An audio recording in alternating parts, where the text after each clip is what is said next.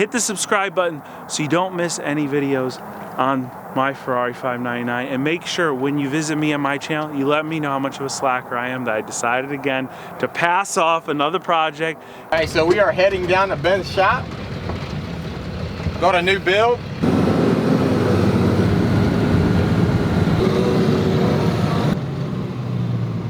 Got all that junk in front of this place. I ought to just run it all over. The same way that it got clapped is gonna get clapped back together. That air jack not gonna fit.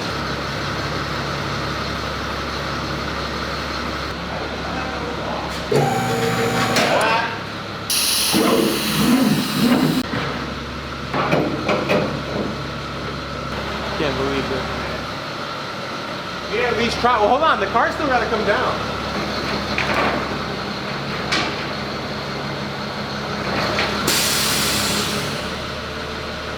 It should work though.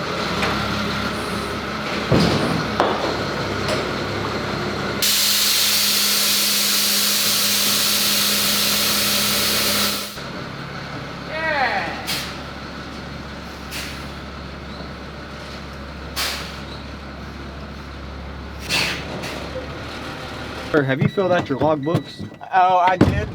They're right here. There's. You can see where I was sleeping.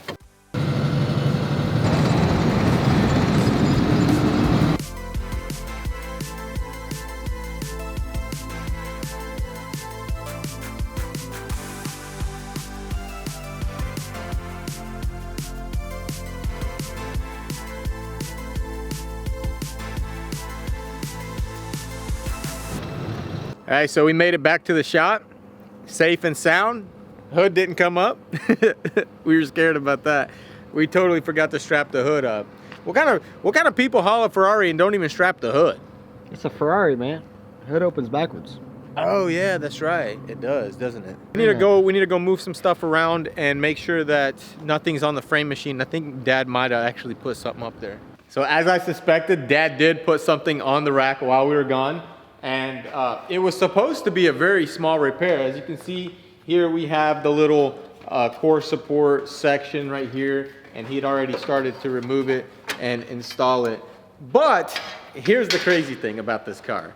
Once he removed the core support, he exposed a lot of very nasty details. Like if you look at the car here, you can see evidence from where they were repairing it before. So it definitely was in a pretty major accident.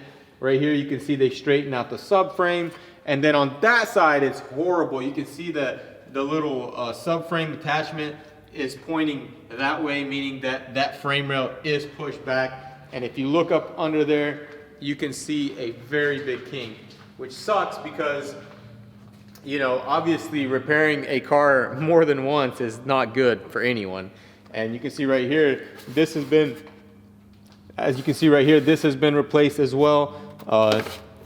They did kind of a, I mean, it might have been a good job, but when they slacked all that rubber glue on there, you can't tell. It makes it look worse. And that's one thing I don't understand about people. Some people will weld something on and it looks good, and all you have to do is prime it, and then they'll take urethane glue or seam sealer and slap it on there, and it just makes it look horrible, like you're hiding something. And like I can see the welds here, they're not that terrible, but once you put that glue on there, it just makes everything look horrible. But yeah, this is definitely a lemon. I think as soon as he got that core support off, he seen that rail and he was like, man, that's a job for another day. So we're definitely gonna have to take this thing down. But also, you know, we did come up with a solution for a problem such as this. It's a website called autostat.com. And basically what this website does for you is you can see all the previous sales a car has gone through. So we've got the car pulled up here on autostat.com, and we can see that it was purchased. The final bid was $3,525. That's when we actually bought the car. But if you continue to scroll down to the bottom where it says sale history, you will see that it sold the first time in 2017 for $3,200. They did not let it go. And so they sold it again. This time they sold it for a lot less, $2,750. They actually let it go. And then it was back on auction again in 2022, where it was sold for $4,675.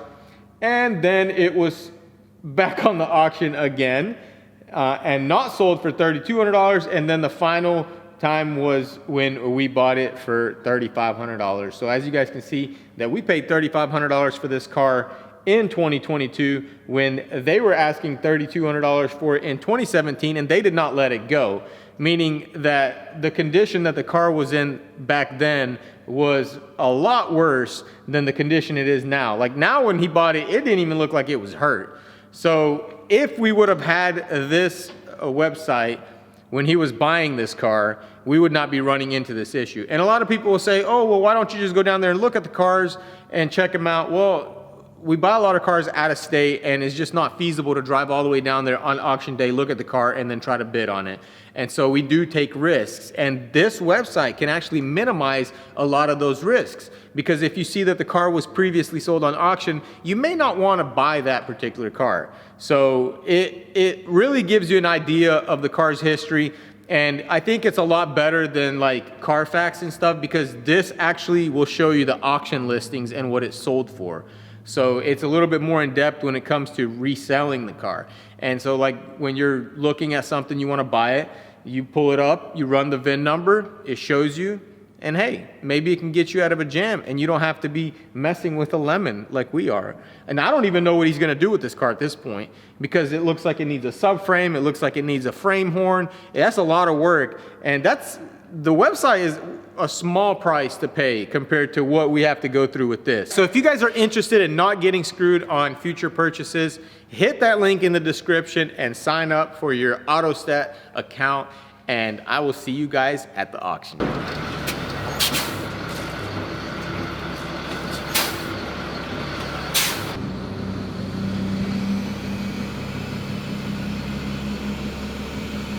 Fabrication.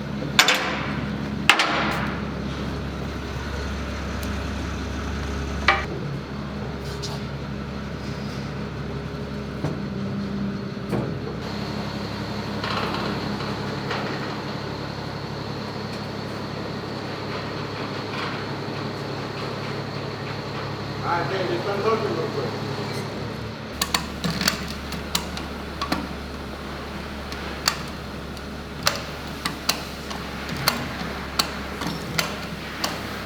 What's this guy doing?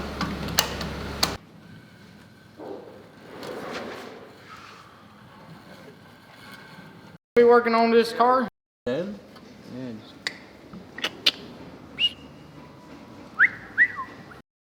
Gotta take this up. Ferraris come apart with just regular 10 millimeters? What do you even need jack stands for? Yuri, get your boy. Get your boy. Oh, nice. Hey, It's not my fault that you don't have a cameraman, Ben. I don't need a cameraman.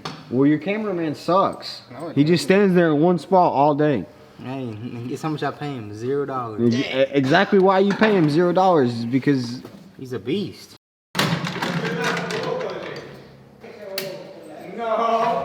No. Monsieur Woke Pignado. Just jacking it all the way up in the air. Then we can set it up perfectly. Y'all planning on doing all the frame?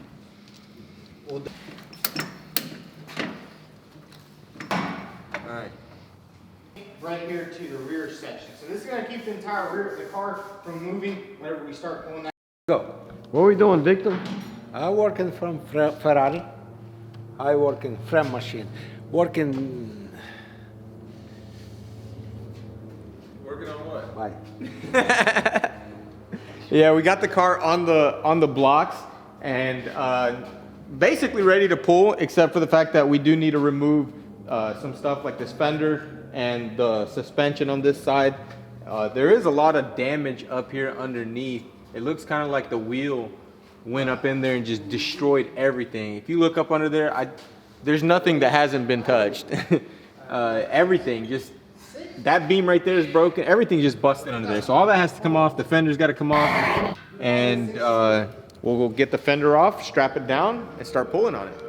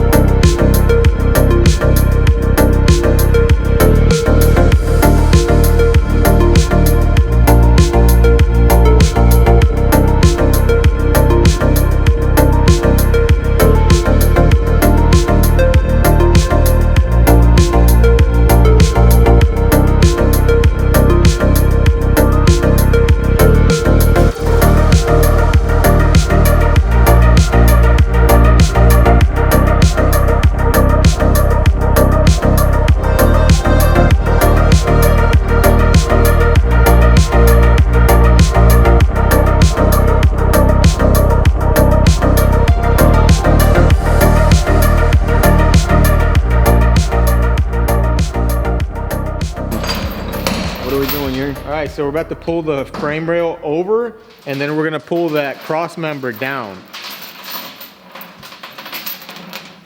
So you got it nice and stripped over here? Yeah. That way you don't burn nothing? Yeah, we had to heat it up a little bit, you know, because aluminum, it likes to be warm when you're pulling it.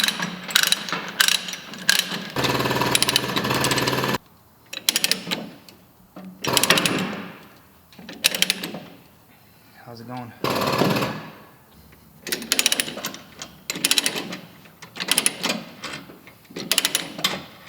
Honestly, this car would be like a perfect candidate for, you know, like a concept design, front tubular frame, suspension, all that custom work that's happening on that piece of junk Mustang. It needs to happen to this car. Yeah, Sam. It'll be done in about 5 years. Take that back. Okay, I take it back. The Mustang's not a piece of junk. It's a pile of very meticulously and expertly put together pieces. Now that of junk. is a statement. That's a good statement right there. Bunch of scrap metal. No, bunch of scrap metal welded together called a Mustang. No. Yibbity bobbity bobbity boop. We ready to cut? I'm ready to cut. I'm ready to cut this thing clean in half. Milwaukee needs to sponsor Sam Crack. This is stepmom's favorite tool right here.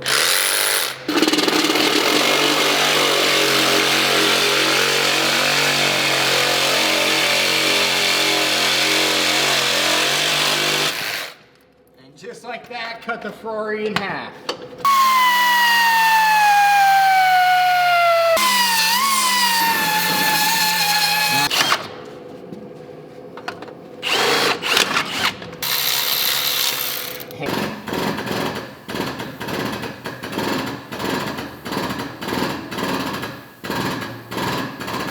Alright, easy does it.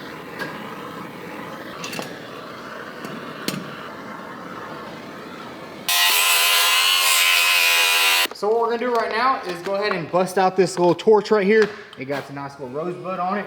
And I think it should be able to heat all this up. I think we're gonna get it to like 150 degrees. Basically this entire area right here needs to be heated up so everything needs to get pulled out nicely. And we are going to have to bring the frame post back over here. We just moved it out the way while we were disassembling stuff. So let's go ahead and bring that thing over here and get to heating, and hopefully we can get this thing pulled out and welded up. What are you doing here? I'm installing a battery and a laser thermometer. We have to have this thing because working with aluminum here, man. 400 degrees.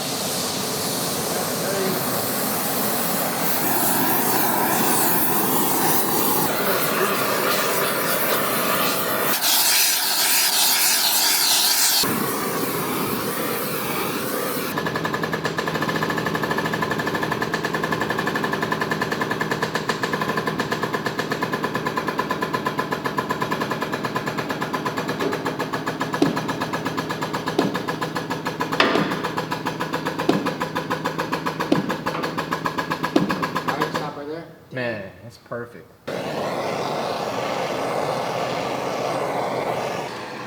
Yeah, I mean, it straightened itself out and it's in its spot. I think it just needs some welding now, you know, and it's gonna look just like factory. And we're not replacing the cockpit, Tavares. Thanks to Sam's car. Sam's car is just using up all the supplies around here. Whoa! Can I give it a little more? I think we need to do a little bit more, honestly. It doesn't matter if it's still a little bit bent. As long as it drives straight and as long as Sam Crack's happy, we're happy. As long as there's no Sam cracks in it. Yeah, as long as there's no Sam Cracks in the frame, we'll be good. Hey, good thing Sam didn't do this. He would have had to come along on a tree and would have probably flex sealed this up. Yep, which is kind of what I'm thinking we need to do. You know, stick true to the Sam Crack special. What are you doing? I just sand it out there with the C-clamp on it, it'd be fine. You know what? A little bit of gappage is actually good because you need a little space to put your weld in there.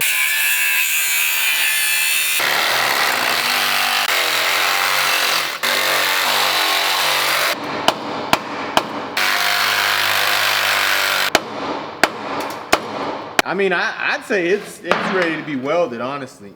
Even if it's not like perfect, you know, it doesn't really matter. It's not like it's a Toyota or something.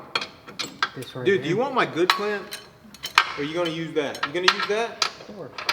Clamp right here from Ferrari. They sent it to me because they knew that in the future we were going to be doing a Ferrari for Sam No, Crack. that's junk. You need a breaker bar? It's too weak, he needs a breaker bar, look.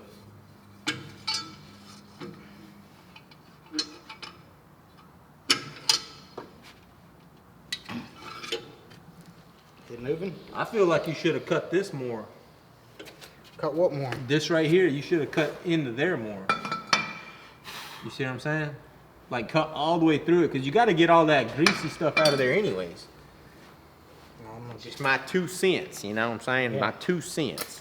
2 cents ain't worth a dollar. Ben wants to weld it with all that gabagoop in there so it's Hey, flowing out of his rod.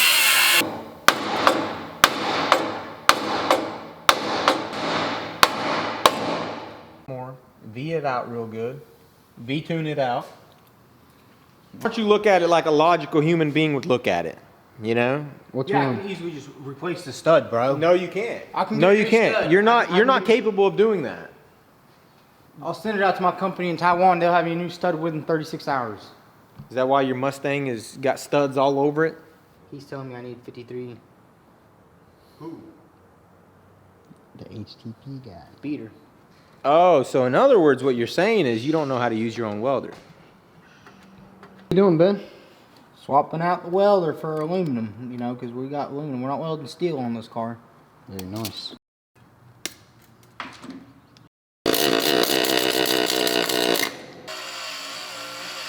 So right now we've got everything grinded up and cleaned off with a wire wheel. We just need to hit it with some alcohol to make sure that there's no contamination on it, and then weld this sucker up solid. And Ben was saying that he wants to also put another piece on top of here to make it stronger, which I think is a great idea because that's only going to add strength, and we actually need some added strength here. So yeah, let's get to it. How's it looking? It's looking good. Look. We're gonna heat it up with the propane. As you guys can see, it is at a very cool 62 degrees, and we need that metal to be at around what, 200? Yeah, 200. About 200, 212, something like that. This torch runs at about 150 degrees. Wait, does it? Let me see. It's a little bit hotter. But